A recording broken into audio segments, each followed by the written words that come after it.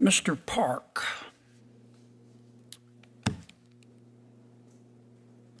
would you lie to this committee to get confirmed? No, Senator. You just did, didn't you? I don't believe so, yeah. I've spent a lot of time studying your record. You're a bright young man. You're an activist, aren't you? Senator, I don't think that's a fair description of my record. Okay. You have a history of substituting your judgment for your client's interests. My impression of your record, and I've studied it carefully, is that when you think you're smarter and more virtuous than your client or the law, you substitute your own judgment. And that's a dangerous thing to do if you're a federal judge. It's a dangerous thing that you have done as a Solicitor General.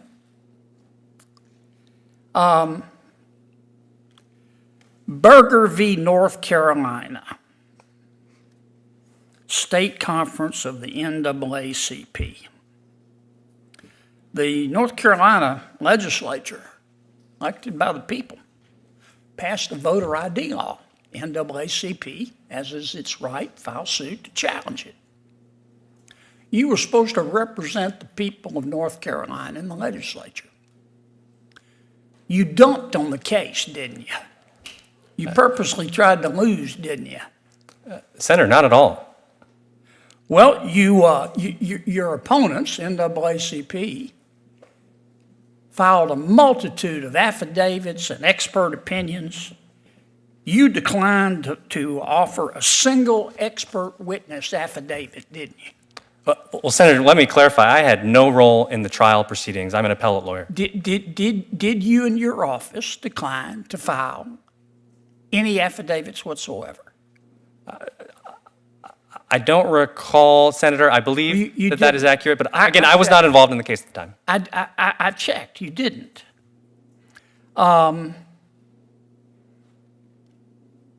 The district court ruled for the NAACP. You didn't seek an injunction or a stay, did you? I believe that's correct. Yeah, yes. I know it's correct. You dumped on the case. Senator, I don't think that's a fair characterization of what happened. I do, and I think the facts bear it out. So then you take it up on appeal. In fact, the leadership in the legislature, because you dumped on the case, they tried to intervene. Said, our lawyer is not representing us, for God's sakes. They tried to intervene. The judge said no. So the case goes up on appeal to the Fourth Circuit. The Fourth Circuit reverses the district court, even though you and your colleagues tried to lose the case, and you did. It goes up to the Court of Appeal. Court of Appeal and the Fourth Circuit rules in favor of the state. You're representing the state. You tried to appeal the decision that was in your client's favor, didn't you? Do you mean the intervention dispute, Senator? No. You tried to reverse the Fourth Circuit that ruled in your client's favor. Senator, that is not accurate. Yes, it is. Yes, it is. You filed a petition for an en-banc review to overrule the panel opinion. Senator, that's actually inaccurate. That's the intervention dispute. My office, there were two parallel appeals, and on the merits of the appeal, which we did appeal the non-entry of a preliminary injunction, and we prevailed on that appeal, working with the legislative defendants in that case. Okay. School funding case. You and your colleagues were supposed to represent the state in that case. Low-income school districts, as happens in most states, sued the state to force the Republican legislature to increase their funding. You're supposed to represent the state. You and your clients dumped on your client. You and your colleagues dumped on your client again, didn't you? Senator, as Solicitor General Brasher told this committee a few years ago, the Solicitor General does not make those decisions. Right. This is what you and your boss said, and it's your boss's words, but I didn't see you objecting. He said, "Today, quote, I'm gonna quote, today, lawyers from my office are arguing that we must invest more money in our public schools so our students can get sound basic public education." Y'all dumped on your client. You did the same thing. You refused to represent the state of North Carolina in defending the law with respect to abortion too, didn't you? Senator, I had no role. You knew nothing about it. Well, I was aware of it happening, Right. Okay. Senator, the Attorney General. Look, you're a smart young man. My esteemed chairman's going to cut me off, but you can't. I know you're smart, and I know you think you're more virtuous than other people. But that's a dangerous trait when you're a federal judge. I just don't think you're mature enough to be a federal judge. I don't think you'll follow the law. I think you'll try to bend the law to what you think is right. And that undermines our federal judiciary. And I don't think you've been candid with this committee. You know that, and I know that. And your record knows that. Do you want to complete your answer to any of those questions? Thank you, Chair Durbin. On the voter ID dispute, I think that's a helpful illustration. I had no role in the trial court proceedings. I don't even believe I was updated as the litigation in the trial court was happening. But when we had an adverse order, my role was to play a part in authorizing the appeal. I did authorize the appeal, and lawyers in my office prevailed in vacating the injunction against the voter ID law that had been entered by the district court. There was a side dispute on intervention as to whether the legislative leaders should have been allowed to intervene. I think 2 points there. We never opposed their right to intervene. I told the Supreme Court that in a brief that I signed, that we do not oppose their right to intervene. And we also said in a brief that I worked on and authored large parts of, I substantively defended the voter ID law. I explained that the voter ID law was compliant with Supreme Court precedent and that we were prepared to defend it below and that we would do so. And I remember drafting this part of the brief, extensive argumentation about why the voter ID law in North Carolina was constitutional. Mr. Chairman, can I respond? Please? Sure, go ahead. Take 30 seconds. I will. Look, Counselor, those are pretty words, but I'm going to tell you something. I've studied your record. And if I hired you as a lawyer and you did to me what you did to your client, the people of North Carolina, I'd have brought you to the Bar Association. I'd have filed a complaint against you for violations of the Code of Ethics. Senator Hawley. Thank you, Mr. Chairman. Mr. Perk, I'd like to just continue Senator Ossoff's line of questioning. He was just asking about the First Amendment. You said that you had a number of cases on the speech side of the First Amendment as Solicitor General. Is that right? That's correct. You also had some religion clause cases too, though, didn't you? I believe I've had one.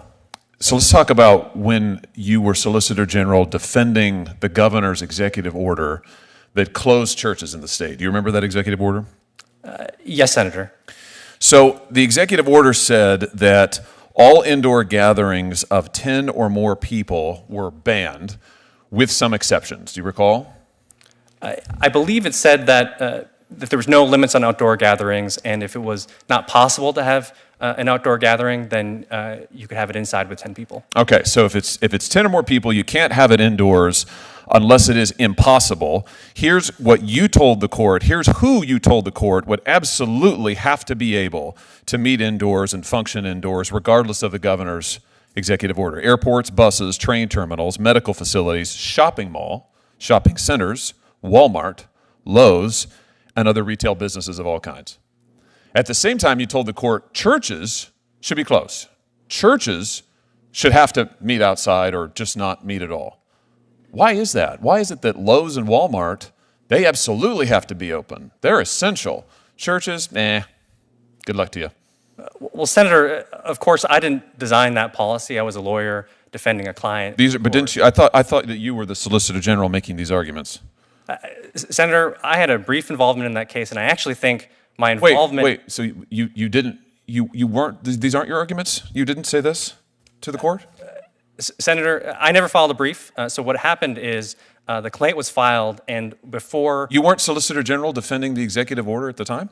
Oh, yes, Senator. Okay. Yes. All right. So let's just skip all that and let's just get to the substance here. You were the Solicitor General. You defended it. You made the arguments. So why is it that Walmart and Lowe's can be open, but churches had to be closed?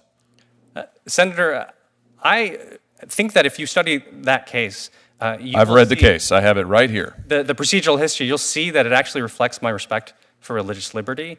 So at that time, in May of 2020, the prevailing law was Chief Justice Why is it respectful to close churches but not to close Walmart and Lowe's? Listen, I got nothing against Walmart and Lowe's. I like those stores fine. I was at both of them last weekend. But I was also in church last weekend.